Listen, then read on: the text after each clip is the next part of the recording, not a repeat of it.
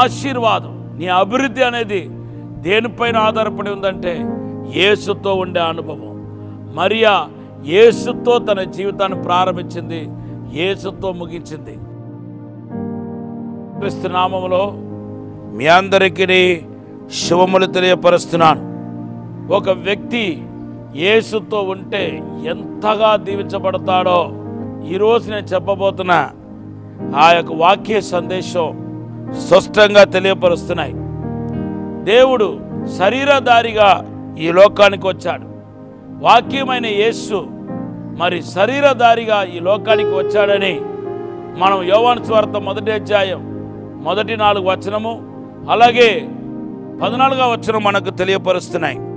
శరీరధారిగా వచ్చిన యేసు ప్రభు మరి మరియా గర్భంలో మరియాను ఒక సాధనముగా వాడుకోవాల్సిన ఆవశ్యకత ఏర్పడింది.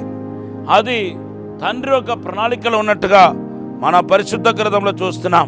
మరియా యేసు ప్రభుతో పరిచయం ఏర్పడిన తర్వాత, దేవుని కుమారుడైన యేసుక్రీస్తు కనెక్షన్ ఏర్పడిన తర్వాత ఆమె పశువుల పాకలో మొదటిగా మనం చూస్తున్నాం.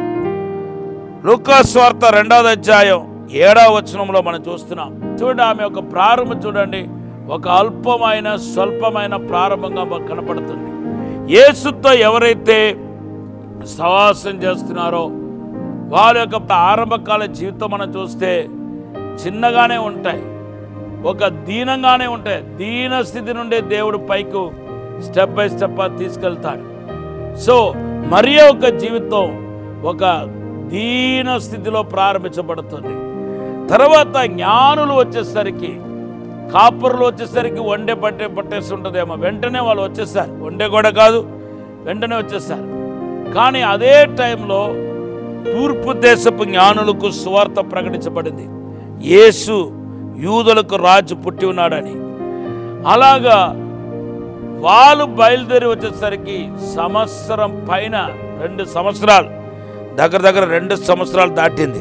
అప్పుడు మరియా దగ్గరకు వచ్చేసరికి మరియా ఈసారి అదే పశువుల పాకలో లేదు. బైబిల్ చెప్తుంది ఇంటిలోనికి వచ్చి అనే మాట మత్తయి సువార్త 2వ అధ్యాయం 11వ వచనంలో మనం చూస్తున్నాం. ఈసారి మరియా ఎక్కడ ఉన్నారంటే ఇంటిలో ఉన్నారు. పశువుల పాక ఏమైపోయింది? పశువుల పాక నుండి దేవుడు ఇంటిలోనికి తీసుకొస్తాడు. ఎంత పశువుల పాక ఇంటికి ఎంత తేడా ఉంది చూడండి, ఎంత గొప్ప మార్పు చూడండి, ఎంత గొప్ప ఆశీర్వాదమో చూడండి. దేవుడు ఎంతగా ఆమెను మరి విస్తరింపచేస్తాడో, ఆశీర్వదించాడో, ఆమెను ఎంతగా హెచ్చించాడో చూడండి. ఇంట్లో జ్ఞానులు వచ్చేసరికి ఆమె ఇంట్లో ఉంది, దేవుడు అలాగ ఆశీర్వదించాడు. తర్వాత మనం చూస్తే 33 సంవత్సరాల తర్వాత ఆమె ఎక్కడ కనపడుతుంది అంటే మేడ గదిలో కనపడుతుంది. అపోస్తల కార్యం 1వ అధ్యాయం 14వ వచనంలో మేడ గదిలో ఉన్న వారిలో మరియా కూడా ఒక్కరని రాయబడి ఉంది. ఇప్పుడు మేడ గదికి వచ్చేసారు. అయితే ఆమె కాలం అయిపోయిన తర్వాత మరి ఆమెకు సిద్ధపరిచిన పరదేశంలో ఈరోజు ఉన్నారని మనం స్ట్రాంగ్గా మనం చెప్పగలుగుతాం. ఎందుకంటే ఆమె క్రీస్తునందు మృతి చెందారు కాబట్టి ఆమె ఈరోజు పరదేశంలో యేసు ప్రభుతో పాటు ఉన్నారని మనం చెప్పగలుగుతాం. నీ ఆశీర్వాదం, నీ అభివృద్ధి అనేది దేనిపైన ఆధారపడి ఉందంటే యేసుతో ఉండే అనుభవం. మరియా యేసుతో తన జీవితాన్ని ప్రారంభించింది, యేసుతో ముగించింది. చివరికి యేసుక్రీస్తు సిలువ వేయబడిన ఆ స్థలంలో కూడా ఎవరు కనపడుతున్నారంటే మరియా కనపడుతున్నారు. యేసుని ఎప్పుడు విడిచిపెట్టలేదు. ఈరోజు మీ జీవితం ధన్యకరంగా ఉండాలంటే, ఆశీర్వాదకరంగా ఉండాలంటే, దేవునికి మహిమార్థంగా ఉండాలంటే యేసును వెంబడించాలి, యేసుతో సహవాసం చేయాలి.